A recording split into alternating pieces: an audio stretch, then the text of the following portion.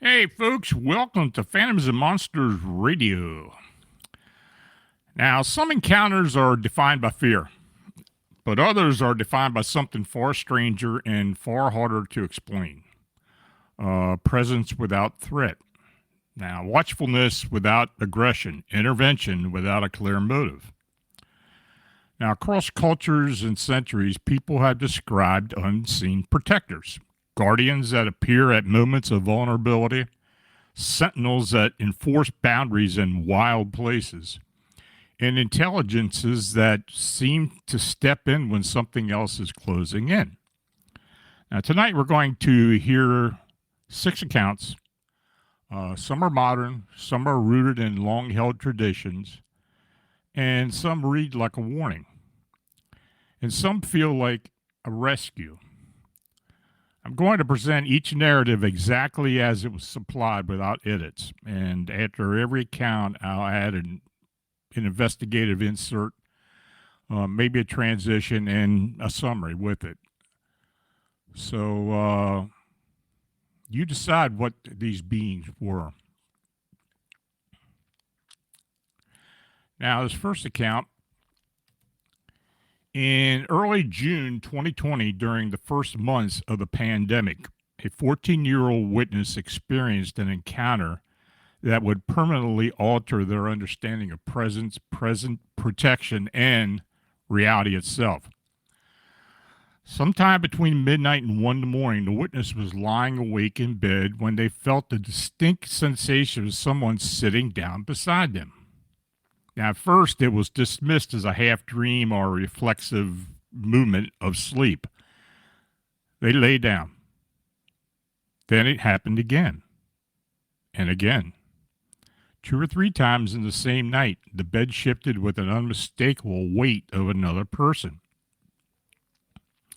Now, the experience escalated when the witness felt their shoulders being shaken while sitting upright in bed, eyes closed.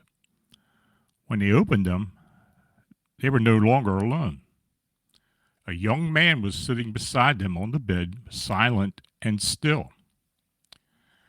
The detail that troubled the witness most came immediately afterwards. They were sleeping on the top bunk of a bunk bed. Reaching it required climbing through the lower bunk and up a ladder that always creaked and rattled. That night, though, there was no sound. No footsteps and no movement, no indication that anyone had entered the room or the house, which had been locked due to pandemic restrictions. Now, after several minutes of silence, the figure turned and looked directly at the witness. Startled but coherent, the witness began asking questions. Who was he? Was this a dream? How had they entered the house? How had he climbed up without making any noise? The young man answered calmly and deliberately. He stated that he was real. He was not a product of imagination, illness, or a psychological break. He acknowledged that he could not explain how he had entered or moved through the house, nor had he reached the top bunk without sound. He added that not everyone would be able to see him and that this appearance would not happen again in this way. He said he had come because it was necessary to make himself known. Now, most strikingly, he reassured the witness that what they were experiencing was not schizophrenia, not a psychological episode or psychotic episode, and not the result of mental illness. He then shared two things that the witness would never forget. First, he told them not to be afraid. Though he moved silently and appeared without warning, he was real, and he was there to stay for a while. He explained that his presence would no longer be visible, but that he would remain close for a short time. Now, the witness later described feeling him nearby for several days after the encounter before the sensation gradually faded. And second, he gave his name and age. His name was Felix. He said that he was 20 or 21. The witness took in every detail of his appearance. He was tall, approximately 1.8 meters tall. He had dark blonde to light brown hair, light skin, and light brown eyes, though the witness was uncertain about the exact color. He wore a black long-sleeve shirt beneath a white shirt and wool-like pants. Now, the image became so deeply imprinted that the eyewitness believes they would again recognize him instantly if they ever saw him again. Now, Felix stated that he had been sent for a reason but refused to explain what it was. Now, when the witness asked why he had appeared bedside or beside them in the bed rather than elsewhere, Felix responded that the witness could ask him to leave at any time, but the request had to come from them. He said that for the next few days he would not leave because he had been sent to do something specific. He added that he would stay that night to watch over the witness and ensure that no one approached. Only later did the witness reflect on how unsettling that statement truly was. The house was locked. It was in the middle of the night. The world was shut down due to the pandemic. Who could possibly have been coming near them? Now, Felix remained with the witness throughout the night, although he was only seen visually once. His presence continued afterward. For the next 3 or 4 nights, the witness felt as though someone was lying beside them, holding them, offering warmth and reassurance. It was described as a silent embrace, comforting rather than frightening. But then abruptly, the sensation stopped. The witness believed Felix had finally gone, but over time they realized he had not truly left. The intensity was gone, but the sense of accompaniment remained. Even now, the witness reports feeling that someone is with them when walking outside, making plans, speaking to others, or going about daily life. They do not see him. They do not hear him. But they feel him. And to this day, the witness cannot define what Felix was. They do not know whether he was a spirit, a guardian, an angelic figure, or a psychological anomaly, or something entirely unknown. All they know is that one night, during a time of global fear and isolation, a silent figure appeared beside them, claimed to be real, claimed to be sent, watched over them, and never entirely left. and whatever Felix was, his presence continues to be felt. Now, this case contains multiple indicators of a structured protection event rather than a random anomaly. The entity appears once in full visual form, delivers targeted reassurance about mental stability, and then transitions into a lingering but non-visual presence. The phrase, "they sent me," matters. It suggests assignment, hierarchy, and purpose. The witness never reports coercion, only calm oversight. Even the unsettling detail, the insistence that no one would approach, implies a perceived threat the witness was not aware of. But not all protectors appear in the bedroom. Some operate like boundary enforcement units, occupying landscapes, watching roads, and regulating who passes and who does not. Now, if this account is taken at face value, Felix functions as a temporary personal guardian with a residual presence that fades but does not entirely disappear. The unanswered question is the one that haunts the witness most. What was he protecting them from?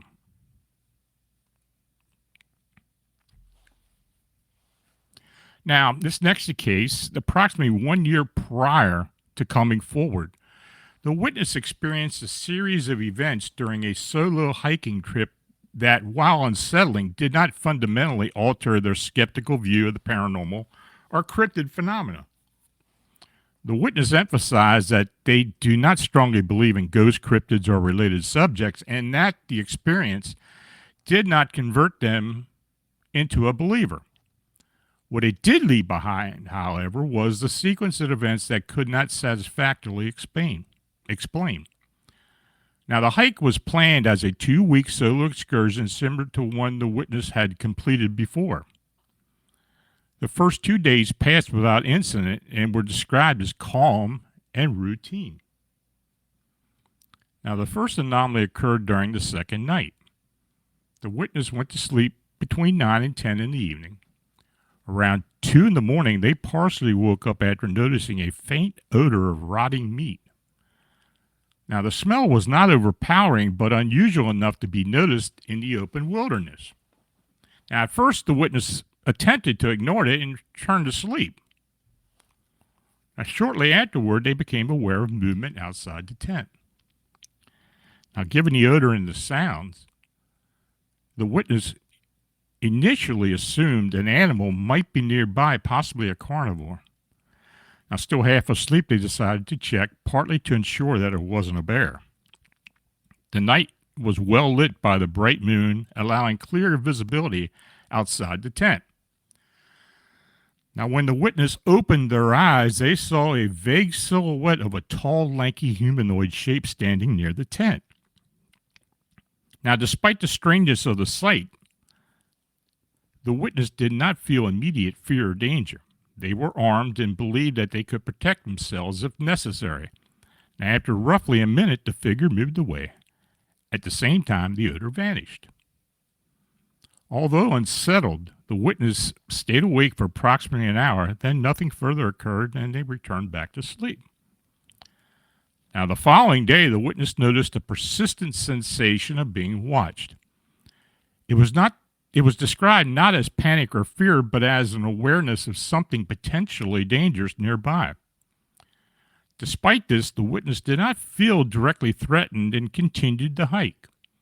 The experience weighed on them, however, and they set up camp earlier than usual that evening and delayed going to sleep to remain alert. Now, around 1 in the morning, the odor returned. Now, this time, the witness was fully awake.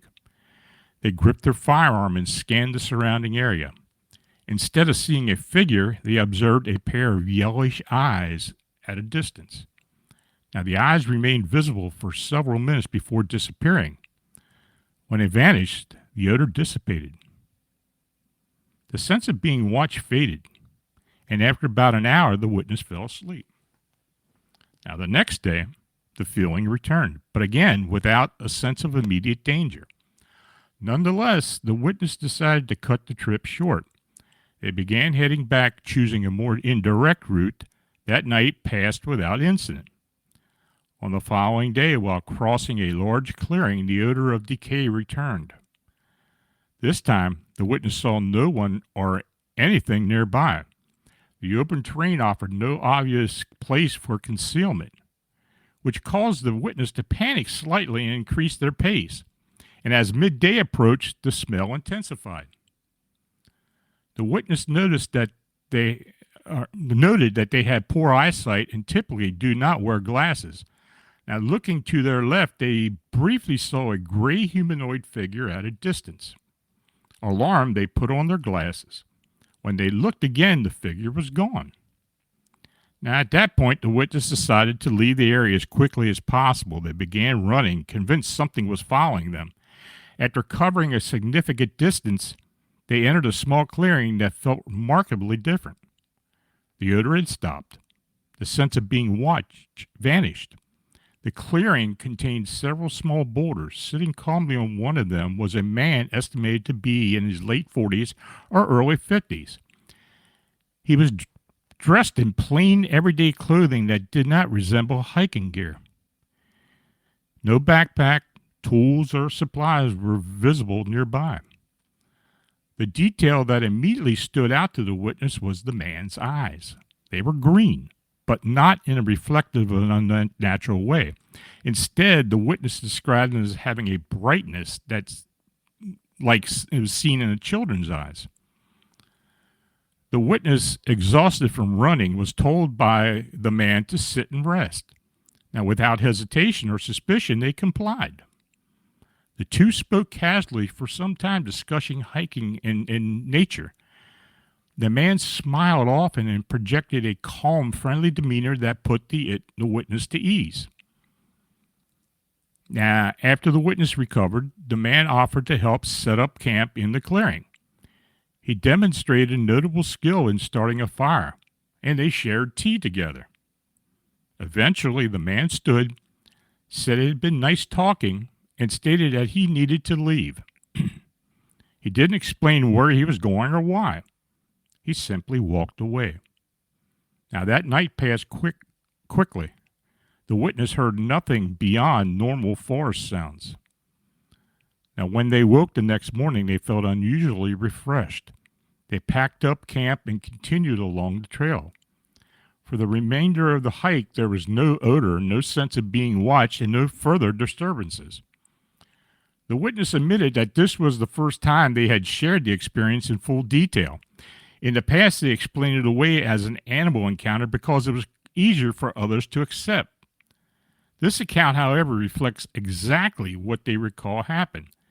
They do not claim to know what followed them through the forest. Now, they do not claim also to know who the man in the clearing was. They only know that something watched them, something seemed to pursue them, and that the experience ended abruptly in the presence of a stranger whose arrival coincided with peace, safety, and normalcy in returning to the woods. Now, take that same concept, intervention in a wild place, and amplify it. Not as a single calm figure, but as an organized group of towering sentinels that seemed to manage a corridor of land like it belonged to them. Now, this reads like a pursuit event that gets terminated by a third party. The man with green eyes functions as a stabilizer, de-escalation presence, and possibly a guardian proxy. The witness reports a hard environmental shift, suggesting a boundary line or an enforced safe zone.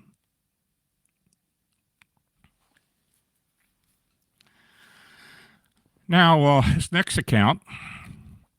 After living for nearly 6 years near Traverse City, Michigan, the witness had grown accustomed to long solitary walks through the surrounding countryside.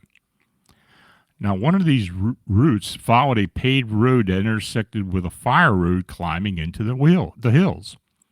Beyond the intersection, the pavement led into a sparsely populated wooden stretch where only 3 houses sat far apart from one another. Now, between those homes and the road lay a quarter-mile expanse of dense forest. From the roadside, a dilapidated and abandoned farmhouse and shed were clearly visible.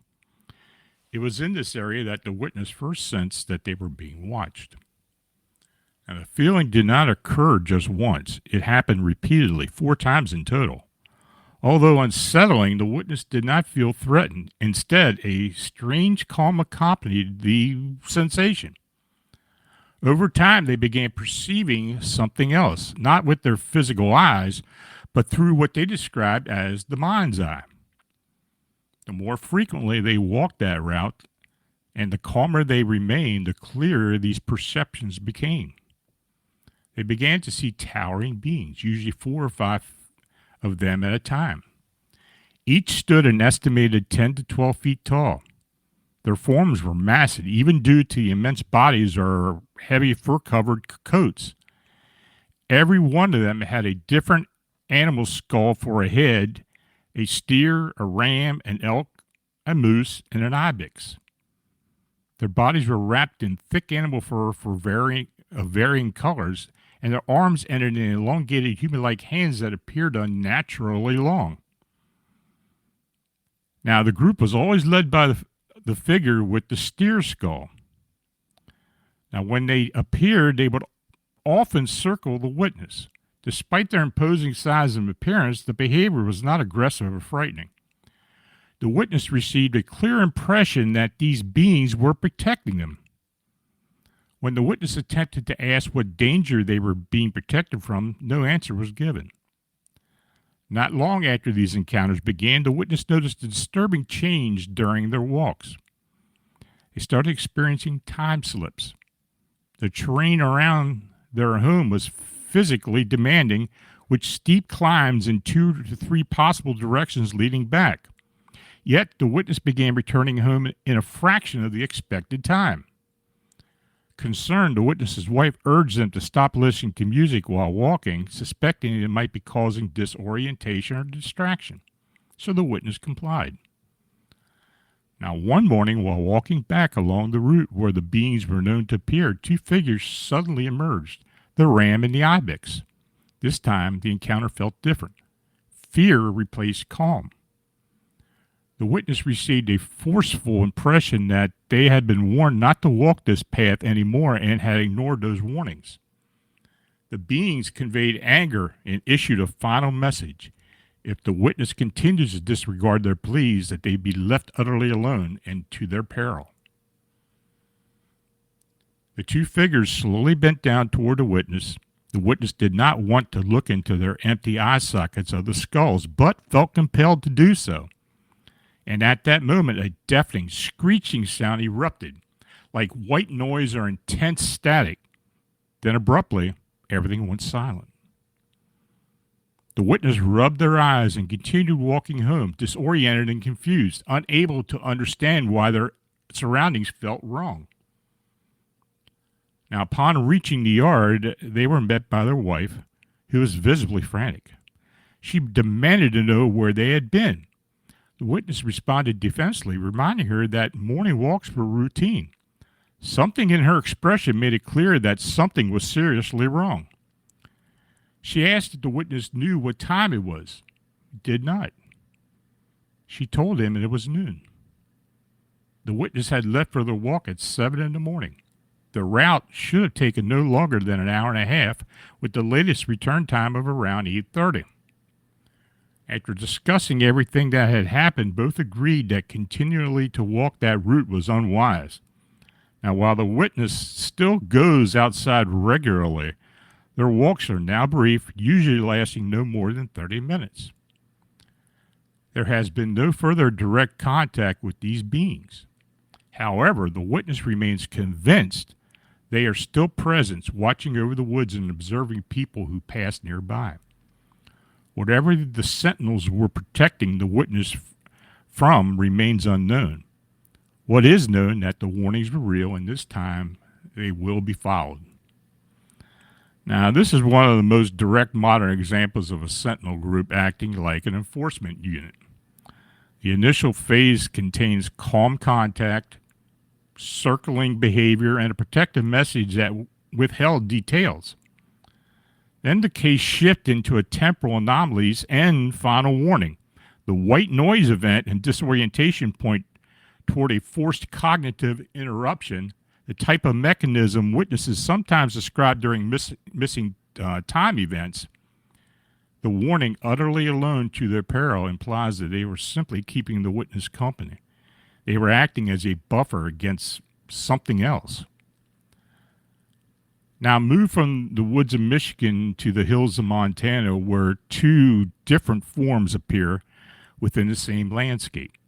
One small and green, the other towering and antlered, and both behave like territorial presences. Now, this is not random imagery. The witness reports consistent, repeated encounters, structured leadership, a shift of reassurance to enforcement, and immeasurably real-world time discrepancy confirmed by another person. Now, if the case is true, the sentinels were managing access to the corridor, and the witness crossed an invisible line. Now, before we continue, if you're enjoying tonight's presentation and want to hear more stories like this, don't forget to hit the like and subscribe buttons and subscribe to the channel. It really helps us reach more people who are searching for answers about the unexplained. And make sure to click the notification button so you won't miss any of our live shows. Now, for countless generations, native peoples across North America have spoken of large, powerful forest beings that exist alongside them long before modern society appeared. Now, these entities were never treated as curiosities, campfire monsters, or misunderstood animals. Instead, they were acknowledged presences woven directly into oral history, spiritual law, and lived experience. And when examined collectively, these accounts form a continuous cultural record that challenges the idea that Bigfoot or Sasquatch is a modern legend or a simple case of misidentification. Now, what follows is an expanded examination of native encounters and interpretations, drawing from historical tradition, first-hand testimony, and modern observations that continued into the present day. Now, here's the native perspective on forest beings, the White Mountain Apache encounters in eastern Arizona. Now, for decades, members of the White Mountain Apache Nation quietly documented encounters in the dense forest of eastern Arizona. These reports were not shared publicly until relatively recently, when tribal representatives acknowledged a noticeable increase in activity that warranted outside attention. Witnesses described classic indicators: large footprints pressed deep into the mud, clumps of hair, dark hair, caught on fencing and vegetation, nighttime vocalizations that shattered the silence with piercing screams. The beings were consistently described as tall, black bipedal figures moving with long, confident strides through the rugged terrain. One longtime resident recalled abruptly braking her vehicle when a massive creature crossed the roadway near Sibique. When she turned back moments later, it had vanished without a trace. Importantly, Apache witnesses do not describe overt aggression. The being was viewed as territorial but not hostile, reinforcing the belief that it was established forest presence rather than a predatory threat. Now, the story of the Oma, which is the boss of the woods in Northern California. Now, among the Hupa and Hurak people of Northern California, the forest spirit is known as Oma, often translated as boss of the woods. Unlike sensationalized portrayals, Oma is regarded as an intelligent and dominant entity that governs its territory and responds selectively to human intrusion. Now, in one striking modern account, a physically large human observer deliberately stepped beside a fresh footprint found on reservation land. Within hours, additional massive footprints appeared around his own. One impression appeared to show a finger pressed directly into the human footprint itself. Now, elders interpreted the incident not as a threat, but as a deliberate response. Oma had assessed the intruder, acknowledged his presence, and chosen avoidance rather than confrontation. Notably, the following harvest season passed without crop damage, reinforcing the belief that the being had withdrawn entirely from the area. Now, this account lines with many native interpretations as Sasquatch evaluate risk, recognize strength, and prefer separation over conflict. Wendigo, stone giants, and northern forest terrors across Algonquin, Iroquois, and related cultures stories persist of enormous beings that were deeply feared. One referred to as the Wendigo, Kokatshi, or the stone giants. These entities were described as swift, immensely strong, foul-smelling, and dangerous. Descriptions frequently include towering height, matted hair, blood-red eyes, and overpowering stench of decay. Early European explorers documented these stories with striking consistency. Now, one chronicler noted that every tribe he encountered feared the creature and described it as nearly identical terms. Now, in Vermont and Quebec, later settlers echoed these traditions, reporting encounters with upright bipedal beings that moved too quickly and intelligently to be bears. Similar reports persist to the present across the upper Midwest and eastern Canada, suggesting a persistent regional phenomena rather than isolated folklore. Now, the Lofa of the Chickasaw people.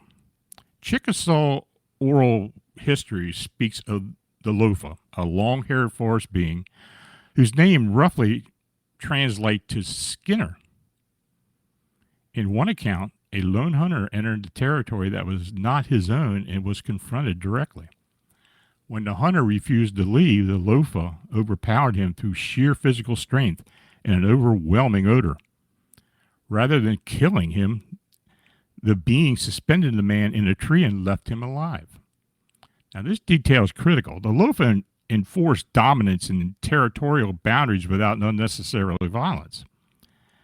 In the Chickasaw tradition, the Lofa was not portrayed as evil, but as an enforcer of natural law, and even sometimes as a protector. The Kushtaka encounters in southeast Alaska. Now, among the Tlingit and neighboring people of Alaska, the Kutashka is known as a shape-shifting forest entity capable of appearing partially human and partially animal. Modern encounters continued to mirror traditional warnings. Now, in one contemporary case near Juneau, multiple witnesses encountered a pale, elongated humanoid with reflected eyes that pursued them on all fours through snow-covered forest terrain. The creature emitted a chilling mix of screams and howls that demonstrated extreme speed and coordination. Now, these encounters align closely with older Katushka traditions that warn of beings capable of mimicry, pursuit, and psychological manipulation. Now, we also have the Muna, Catania, and the boundary crossing beings. Not all native traditions view Sasquatch purely as physical. The Mono people of California describe different types of forest beings associated with elevation and terrain, some accompanied by overwhelming odor and unseen pursuit. Now, Kootenai's spiritual teachings go further, suggesting Sasquatch exists partially outside the physical world. Elders describe it as capable of selective visibility, shape-shifting, and psychic communication. In these traditions, Sasquatch is not an undiscovered animal, but a being that crosses boundaries between worlds. Now, this perspective closely mirrors modern ultra-terrestrial and interdimensional hypotheses that seek to explain the creature's ability to appear and disappear without leaving consistent physical evidence. Now, this section function as an interpretive spine for the episodes. Across nations, the same theme recur: territorial intelligence, selective engagement, and boundary enforcement. These traditions do not treat the beings as a novelty. They treat them as neighbors with rules. They also note that the overlap with earlier accounts tonight, the odor marker, the rock throwing, pursuit behavior, and sudden disappearance. When multiple unrelated cultures describe similar traits across centuries, it forces a serious question. Are we looking at a biological animal, a category of beings, or intelligence that manifests differently depending on the region and context? As well, many people believe that these beings are also protectors, or sentinels, or guardians. Now we move from wilderness and tradition into the private space of a bedroom, where the witness encounters entities that look alien but feel protective and communicate without speaking at all. Now, in July 2013, a woman in south central Pennsylvania experienced an encounter that would fundamentally alter her understanding of belief, reality, and the unseen forces that had never previously considered possible. At the time, the witness was recovering from an injury. She was not taking medication and had not consumed alcohol and was resting quietly in her bedroom, focused solely on healing. She emphasized her clarity of mind before, during, and after the event. Without warning, 4 entities appeared inside the room. They did not enter through doors or windows. According to the witness, they moved through the air and directly through the walls. Each figure was extraordinarily tall, estimated between 8 and 9.5 feet tall. Their stature was such that they seemed to duck within the room's confines. Now, the beings were white in appearance and insect-like in form. Their bodies were extremely thin but muscular, giving the impression of both fragility and strength. Their most striking feature was their eyes, enormous, protruding, and completely black. The witness described the covering of parts of their body as goldish colored, smooth, and reflective. Now, despite their unsettling appearance, the emotional impact of their presence was not fear. Instead, the witness felt an overpowering sense of love and compassion. She compared that emotional tone to that of a parent caring for a child. There was no hostility, threat, or sense of intrusion. The atmosphere felt protective and deeply reassuring. One of the beings communicated directly with her, not through spoken word, but telepathically. The message repeated in her mind, urgent and reassuring.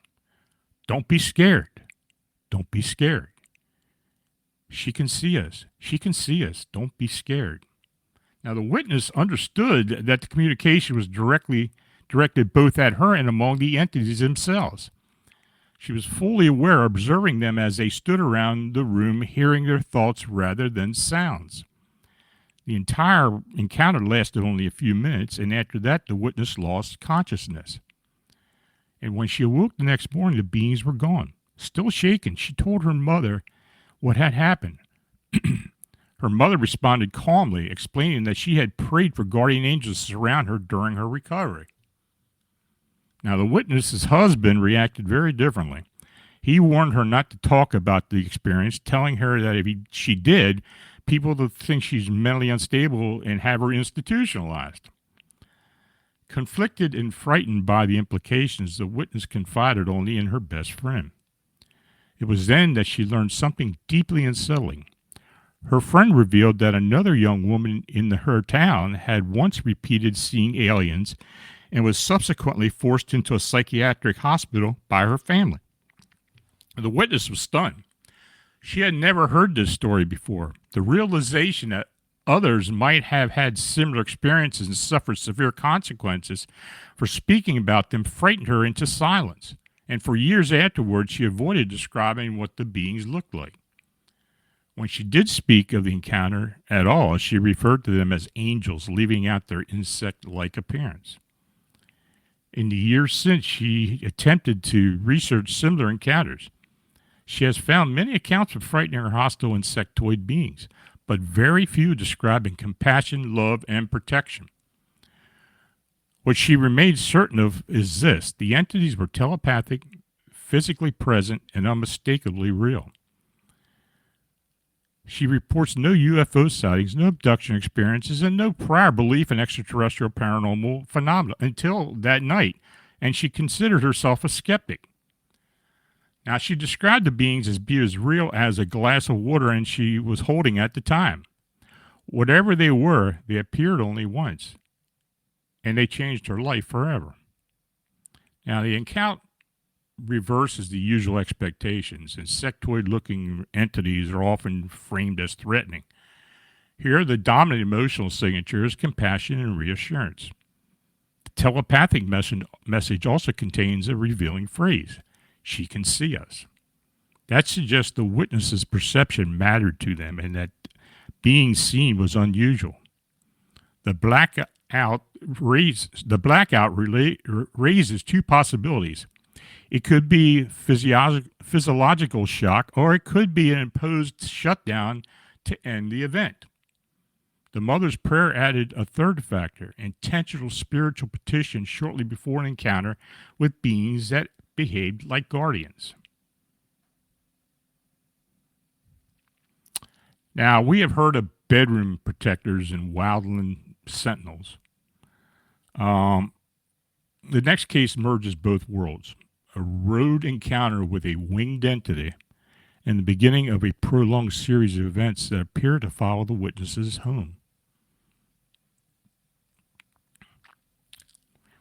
In April 2017, I was given an uncommon opportunity to formally present investigative findings from a case that would ultimately shape my working theory on the origin and the function of the Mothman phenomena.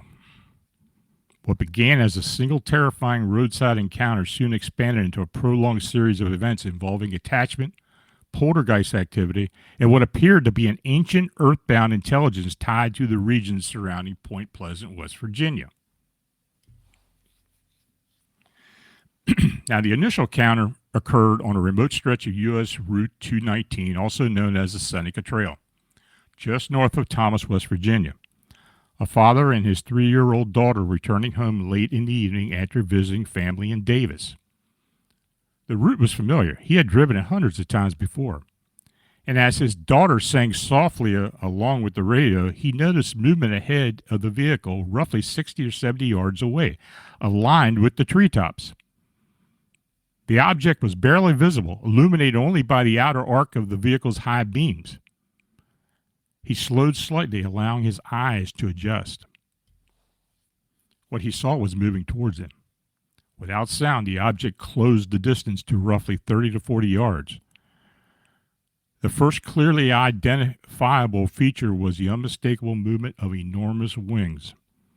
The being flapped several times, abruptly halting its forward momentum, then descended and landed directly in the roadway ahead of the vehicle, as if intentionally blocking their way.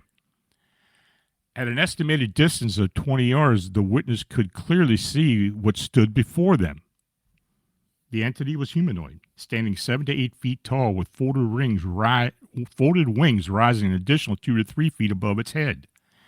Its build was massive and muscular, comparable to that of a professional bodybuilder.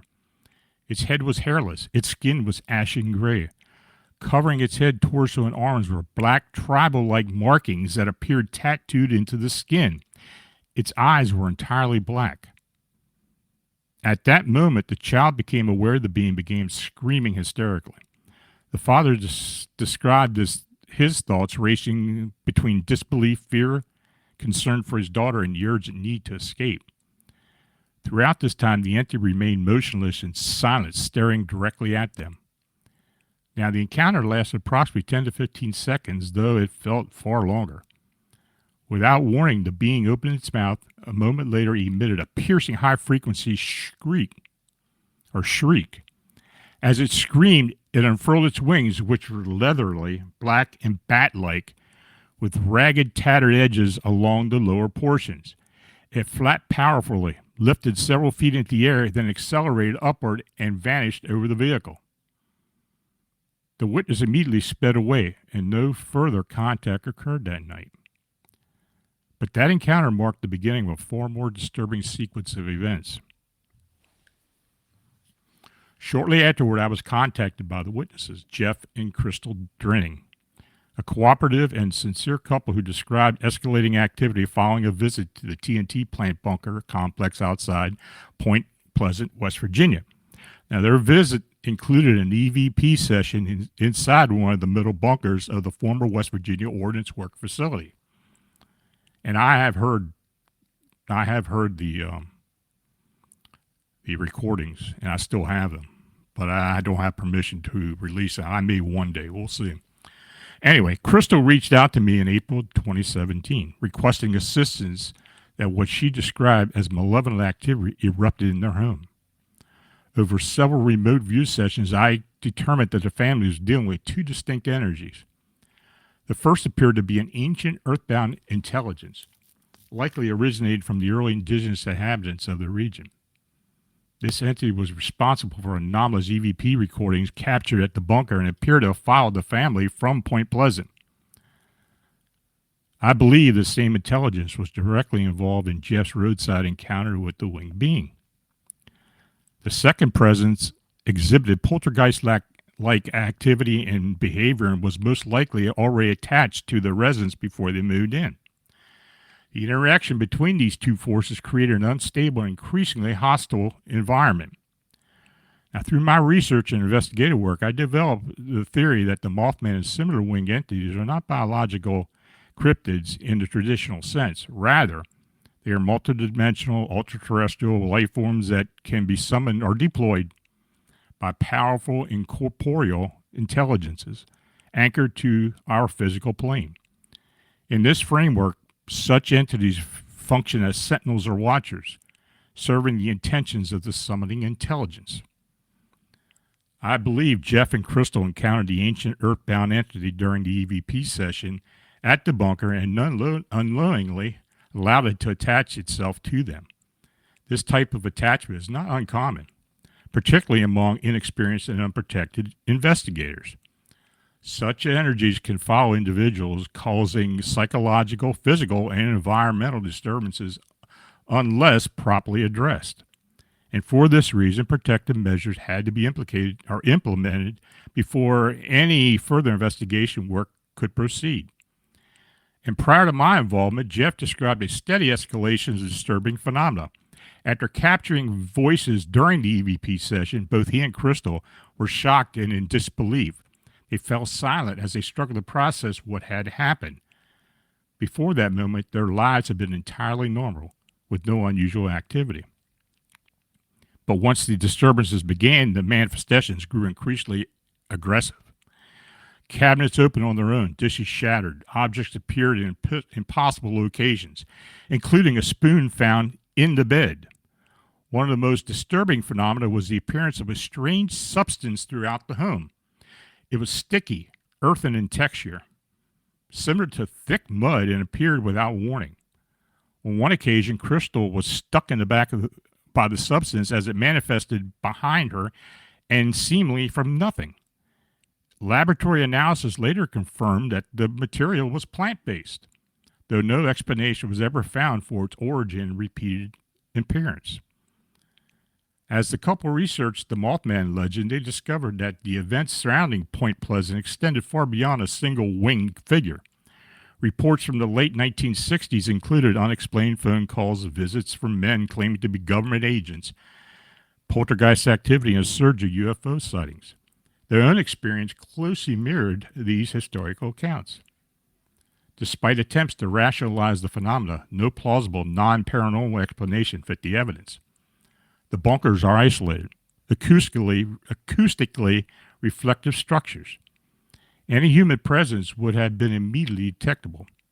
The voices captured on the recordings lacked echo entirely, defying the known acoustic properties of the environment. Believing that they were communicating with an ancient intelligence associated with the Mothman phenomena, the couple returned to the bunker to establish further contact. And at the time, they did not feel threatened. Instead, they felt chosen. That perception would later prove dangerously misguided. After months of escalating activity, I worked directly with the family to clear the disrupted energies and sever the attachments affecting both the home, and the individuals themselves. And by early summer 2017, the case was resolved. Now, notably, my involvement with the Drennan case coincided with the beginning of my investigation into Chicago winged humanoid sightings. The patterns observed in West Virginia would later inform my broader conclusions about the nature of these entities and the role as manifestations of deeper unseen intelligences.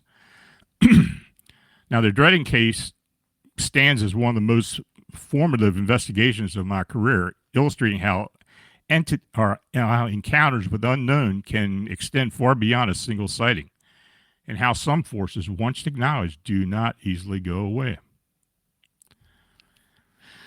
Now, that encounter or account anchors the episode in your investigative framework. The wing entity behaves like a deliberate roadblock, not a random animal. The later attachment phenomena, the EVP intelligence, and poltergeist activity overlap mere classic Point Pleasant era patterns: contact, escalation, harassment, the sense of being targeted. The summoned sentinel theory becomes the connective tissue. In this model, the winged being is not the prime mover. It is the instrument deployed by the intelligence that remains most unseen. Now, we started tonight with a quiet bedroom encounter, a young witness feeling a weight on the bed that's seeing a man who called himself Felix and promised protection without explanation. We moved into the wilderness where a hiker was shadowed by something that smelled of decay, saw eyes in the distance, ran in fear, and then entered a clearing where the calm man with bright green eyes offered rest, fire, tea, and safety. We heard about the towering antlered sentinels near Traverse City, beings that circled in calm silence until the witness ignored their warnings, and time itself slipped sideways.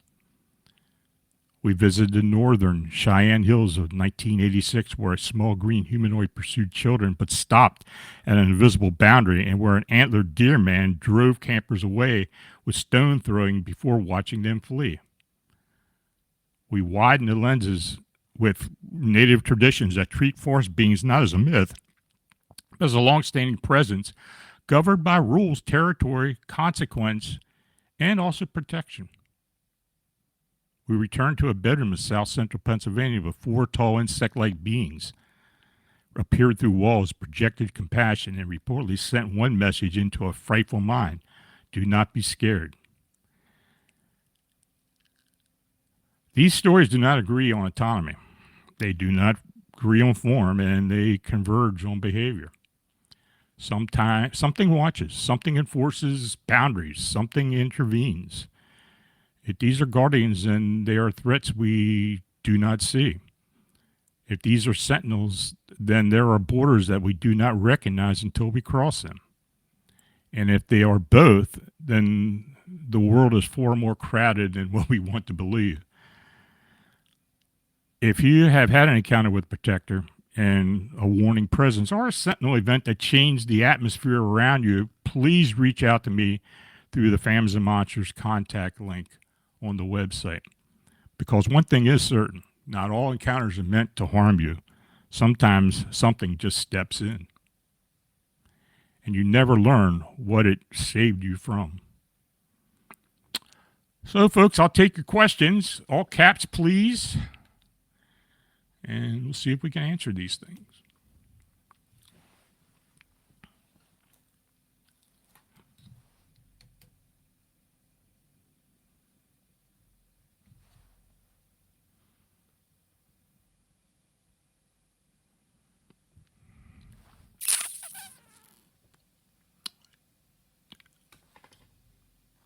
Dagnammit. Ghost hunters looking for spirits will sometimes find this black ectoplasm goo oozing from walls of abandoned buildings. It occasionally happens. I have never had a case where that happened, other than this thing with the Drennings. Now, I don't know what that was. It was plant-based, but we never really found out why it showed up or what the reason was, but it was clearly associated with the phenomenon itself.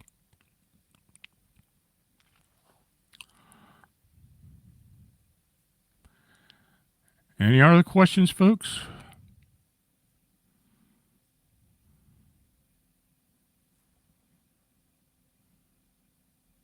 No questions?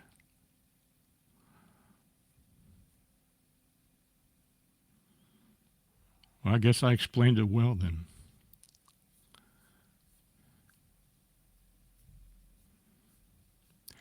Now, I do want to tell you, if you do have suggestions for shows, please feel free to contact me through the website. Um, that's anybody that's listening to the show. If you have any range of encounters that you want me to discuss here or, you know, to examine, let me know.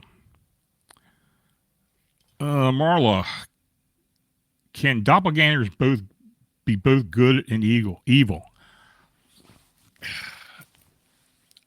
You know, I think a lot of times the doppelgangers don't even know that they are a doppelganger. Quite frankly, I don't think there's I don't think many times they have a distinction what they are. They just show up and they look like somebody else that you have been acquainted with, and it's just a weird phenomenon, but it does happen. And I really haven't sensed any evil at all with doppelgangers.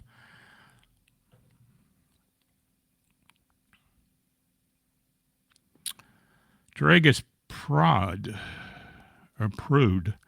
Have you had any reports on giant salamanders or bats lately, Lon? Nothing recently. Just older accounts. Salamanders? No, I can't recall. Other than actual supposed cryptid type uh, animals or amphibians, but those were, those are known to us. So nothing cryptid. Dagnammit, in 1978, three paranormal ghost investigators investigating the Ursuline convent in New Orleans went missing. Yeah, well, I know partially about that encounter, but I don't know the whole details.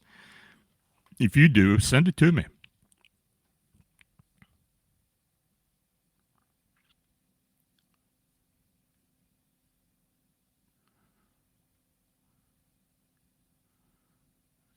How's everything going with you? Liz is in here tonight. Glad you're here, Liz. Thanks for coming. Anything else, folks, before we end this? Dragus Prode was looking at maybe some new reports from the upper West Coast on that. Yeah, I haven't. Oh my God! Thank you, Liz. I appreciate the donation. It's very much appreciated. That that upper coast area. I mean, the Pacific Northwest. I don't know of anything. I have had a few wing beings, but nothing of consequence. I've talked about those several times, but nothing related to anything other than just a sighting of something that people couldn't understand. We had a few in California.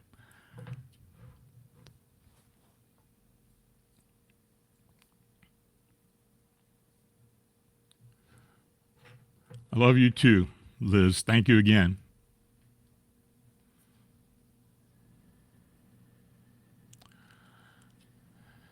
Anything else, folks?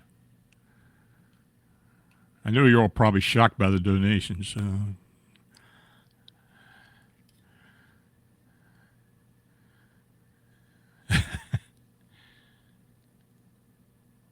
Yeah, Dragus Pod said last I heard of any of that was from JC. Yeah, JC had a lot of strange stories. I never got all of them, unfortunately. My friend JC passed away before we got to talk about everything.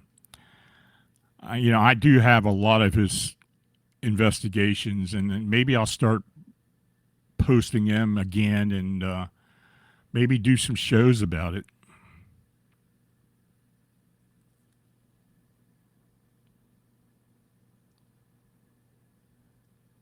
Be more. Thanks, Lon. Always good to hear about the positive side of the paranormal. Well, I appreciate that. Yeah, it's not always gloom and doom.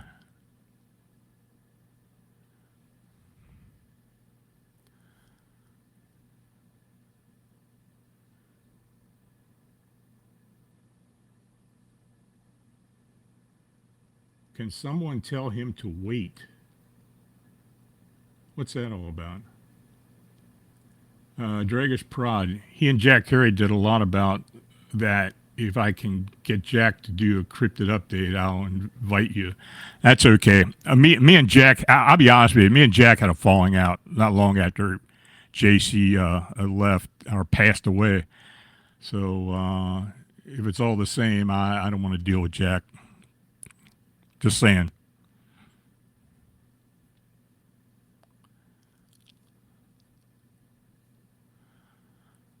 Okay, well, again, I want to thank you all for coming in here tonight. It's much appreciated. Thanks for all the donations. They're all appreciated as well. And, if all I can say is we'll see you next Friday night. Now, what I am going to be doing is trying to get an interview or two on Wednesday nights, maybe on Friday night, but Wednesday nights. I know Cosmic Ray wants to come on and talk about some things he's been involved with, so maybe I'll get him to come in here as well. But again, stay alert, stay safe, and as always, keep looking into the unexplained. Have a great weekend, stay warm, and have a good night. Talk later.